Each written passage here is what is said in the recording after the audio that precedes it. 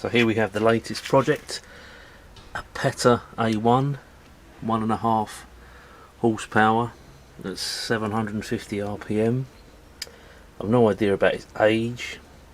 It apparently did run, but it's got an issue with the governor and a bit of a leaky carburettor, so it's all going to be stripped down anyway. Completely take it to pieces and restore it from scratch, much in the same way that I did with the Lister D. But it was the time I thought that I'd get another little engine and see how we get on with this one. So fast forward a couple of days, I've left some penetrating oil on the head bolts, so next job is to see if we can get those out.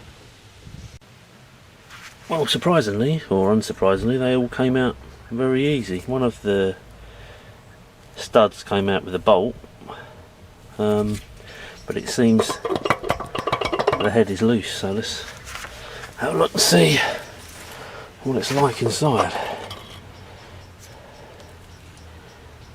Not too bad, apart from the usual carbon deposits. Doesn't look in too bad shape.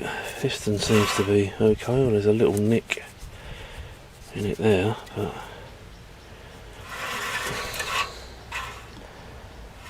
and the copper gasket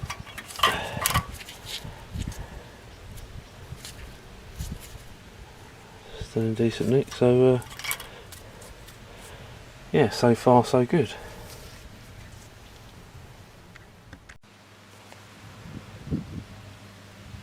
So I've just taken the crankcase door off. I'd managed to get the flywheel key out earlier, but obviously the flywheel is still